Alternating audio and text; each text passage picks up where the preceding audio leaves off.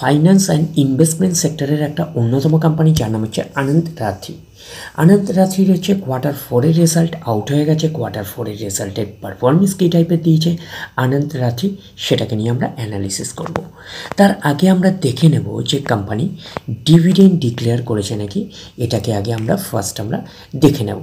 তো কোম্পানি হচ্ছে final dividend declare করেছে হচ্ছে 7 টাকা করে, কিন্তু ফাইনাল ডিভিডেন্ড কিন্তু ডিক্লেয়ার করেছে। তো ফাইনাল ডিভিডেন্ডের ক্ষেত্রে কিন্তু শেয়ার হোল্ডারদের অ্যাপ্রুভালের প্রয়োজন হয়, এটুখানি মাথায় রাখবে। এবারে আমরা চলে যাব কোম্পানিটার হচ্ছে Q4 রেজাল্টে, দেখব যে Q4 রেজাল্টের পারফরমেন্স কী টাইপের দিয়েছে। তো আমরা 12 নাম্বার পেজে হচ্ছে Q4 রেজাল্ট আমরা পাচ্ছি। আমরা আগে দেখে নেব যে সিকোয়েন্সগুলো ঠিকঠাকভাবে সাজানো রয়েছে নাকি, এটাকে আগে আমরা দেখে নেব। এটা হচ্ছে এই কোয়ার্টার, মিনস হচ্ছে Q4, এটা প্রিভিয়াস কোয়ার্টার, আর এটা হচ্ছে 1 বছর আগে। তাহলে সিকোয়েন্সগুলো ঠিকঠাকভাবে সাজানো রয়েছে, আমরা এইটুখানি বলতেই পারি। এবার আমরা দেখে নিই অ্যামাউন্টগুলো কিসে দিয়েছে। অ্যামাউন্টগুলো হচ্ছে ল্যাক্সে দিয়েছে অ্যামাউন্টগুলো। এবারে আমরা চলে যাব কোম্পানিটার হচ্ছে টোটাল ইনকামে।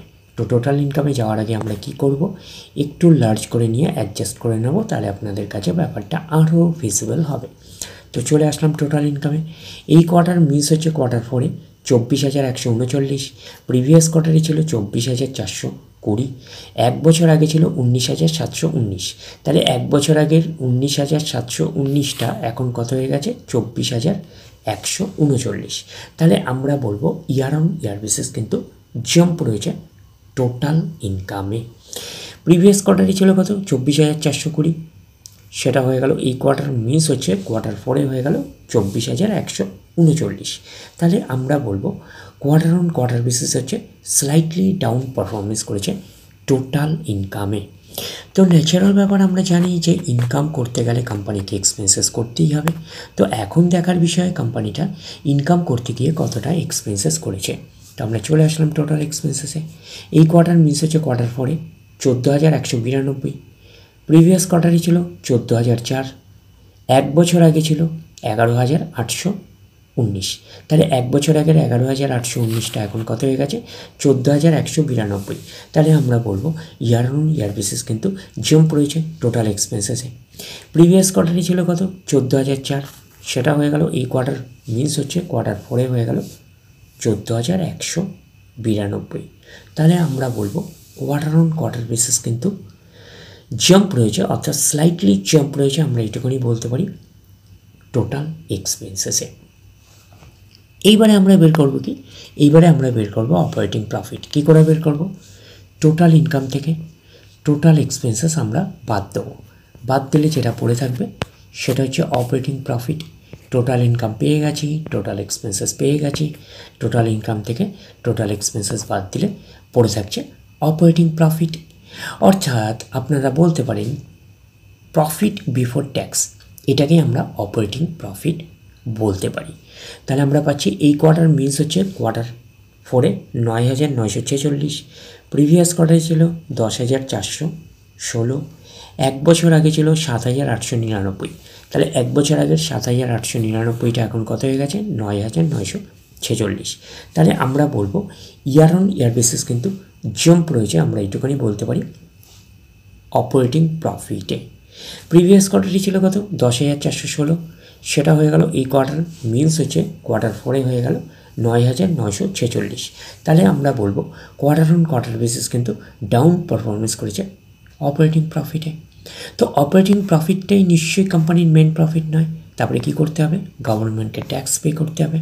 গভর্নমেন্টকে ট্যাক্স পে করার পরে কোম্পানির কাছে যেটা পড়ে থাকবে সেটা কোম্পানির ফাইনাল প্রফিট বা নেট প্রফিট হিসাবে আমরা কনসিডার করতেই পারি। তাহলে আমরা পাচ্ছি প্রফিট ফর দ্য পিরিয়ড, এটাকেই আমরা নেট প্রফিট বলতে পারি, এটাকেই আমরা ফাইনাল প্রফিট বলতে পারি। এই কোয়ার্টার মিস হচ্ছে Q4 7,373, প্রিভিয়াস কোয়ার্টারে ছিল 7,730, 1 বছর আগে ছিল 5,686। তাহলে 1 বছর আগের 5,686টা এখন কত হয়ে গেছে 7,373। তাহলে আমরা বলবো ইয়ার অন ইয়ার বেসিস কিন্তু জাম্প রয়েছে নেট প্রফিটে।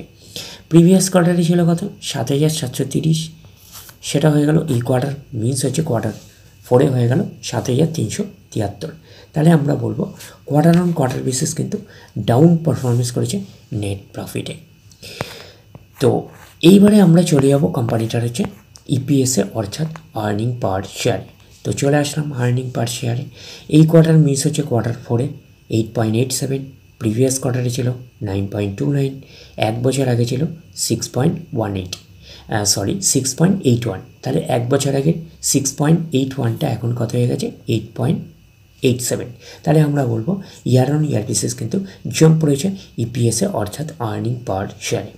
প্রিভিয়াস কোয়ার্টারে ছিল কত 9.29, সেটা হয়ে গেল এই কোয়ার্টার মিস হচ্ছে কোয়ার্টার 4-এ হয়ে গেল 8.87।